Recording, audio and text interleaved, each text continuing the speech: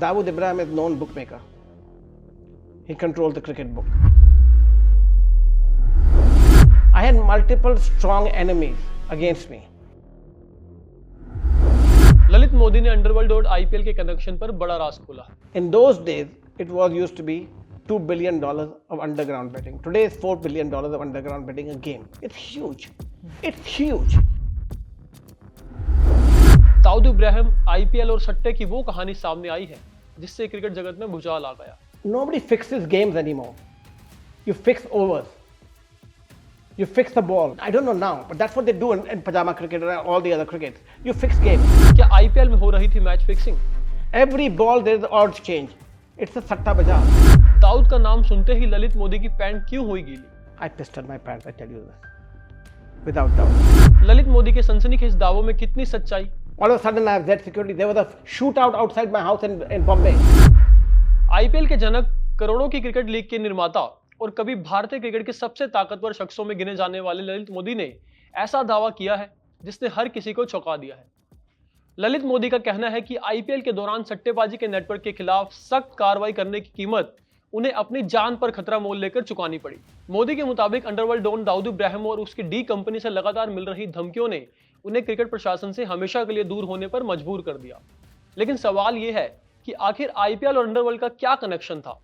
ललित मोदी को किस तरह की धमकियां मिल रही थी और क्या सच में क्रिकेट की सबसे बड़ी लीग के पीछे अंडरवर्ल्ड की परछाई मंडरा रही थी? इस वीडियो में जानिए ललित मोदी के उस सनसनीखेज दावे की पूरी कहानी जिसने क्रिकेट जगत में एक बार फिर हलचल मचा दी।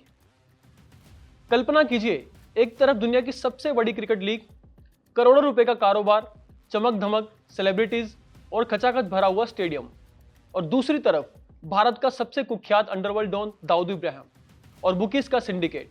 सुनने में एक किसी फिल्मी कहानी जैसा लगता है, लेकिन आईपीएल के संस्थापक ललित मोदी का दावा है कि उनके साथ कुछ ऐसा ही हुआ था। ललित मोदी के मुताबिक आईपीएल में सट्टेबाजी के नेटवर्क पर लगाम लगाने की कोशिश के बाद वो सीधे अंडरवर्ल्ड के निशाने पर आ गए।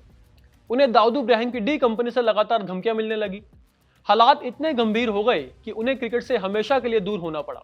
बॉम्बे में घर के बाहर गोलीबारी, जोहानिसबर्ग में जान से मारने की कोशिश, मोंटेनिग्रो में हमला हुआ, लंदन में बेटे को किडनैप कर लिया गया।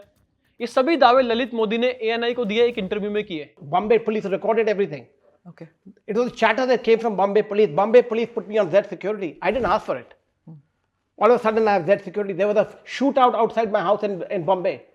There was a hit for me in Johannesburg, and I'm in Cape Town, which was picked up by the South African government. There was a hit on me in Montenegro, which was picked up at the Croatian border. Okay, my son was kidnapped in London on Sloane Street, right there. By a guy called Mughal Azam, son Baba Azam. He lived on Park Street. MI5 is trading them. But this is not fiction. This is real. Lalit Modi ने दावा किया कि underworld don Dawood Ibrahim ने कई बार उन्हें निशाना बनाया क्योंकि उन्होंने मैच फिक्सिंग की इजाजत नहीं दी थी और सट्टेबाजी सिंडिकेट के दबाव का विरोध किया था। मोदी का आरोप है कि जब 2009 में उन्होंने आईपीएल को सफलतापूर्वक साउथ अफ्रीका में आयोजित किया तो सट्टेबाजी माफिया को बड़ा नुकसान हुआ। Dosti is not about forgiven. We need something back in return. So I said, what happened? That's when I learned the story that the hits were being put on me is because I moved it to South Africa. So now you have to make good. They accused me of moving IPL to South Africa when they thought it's not going to move because they ate the bets up. So they lost a lot of money, apparently. Okay. So they wanted me to make good that money. I didn't ask you to take the bet. I don't have anything to do with it. आपने सट्टा लगाया कि ये prime minister बनेगा, ये chief minister बनेगा. That is your business. I am not in the book. क्या IPL में अब भी मैच फिक्सिंग होती है? क्या अब भी आईपीएल में माफिया, बुकीज का सिंडिकेट एक्टिव है? इस पर ललित मोदी ने क्या कहा, सुनिए। Every ball there is the odds change. It's a satta bazaar. Okay? Nobody fixes games anymore. You fix overs. You fix the ball. Even now? I don't know now, but that's what they do in pajama cricket and all the other crickets. You fix games. Dawood के बारे में तो पूरी दुनिया जानती है। इस कुख्यात डॉन की काली करतूतें तो जग जाहिर है, लेकिन दाऊद पर आरोप लगाने वाले ललित मोदी भी कोई दूध के धुले नहीं है। उन पर मनी लॉन्ड्रिंग, वित्तीय धोखाधड़ी, आईपीएल फ्रेंचाइजी की नीलामी के दौरान हेरफेर और अपने जानकारों को फायदा पहुंचाने के संगीन आरोप हैं, जिनकी ईडी जांच भी कर रही है। इतना ही नहीं, उन्हें बीसीसीआई ने लाइफ टाइम बैन भी किया हुआ है। कई लोग उन्हें भगोड़ा भी कहते हैं, लेकिन ललित मोदी का कहना है कि वो भगोड़े नहीं हैं। उनके मुताबिक भारत सरकार से कोई नहीं भाग सकता। I don't know what I'm running from. The best part is I'm not running at all. I'm going all over the world. If I was running, you would be picking me up somewhere or the other. Indian government has a long arm. It doesn't have a short arm. It has a long arm. You can't take on the government of India.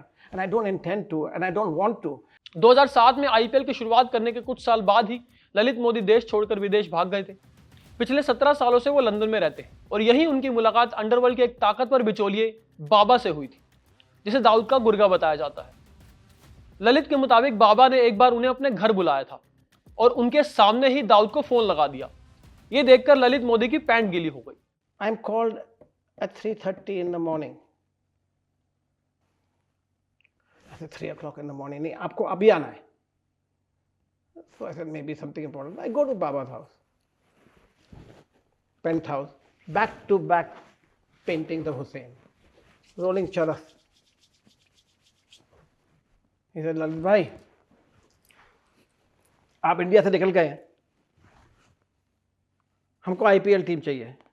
मैं तो हुई नहीं India में, तो आपको IPL team किस लिए चाहिए? तो जाके देखो जिससे खरीदी आप। He said, नहीं। And all of a sudden I thought हम इंडिया तो जा ही नहीं रहे, हमारा दाऊद का प्रॉब्लम है। He said, 1 मिनट में फिक्स करता हूँ। It was all orchestrated bye them. He goes on his terrace, takes out his satellite phone and calls Dawood on the phone. I pissed on my pants, I tell you this, without doubt.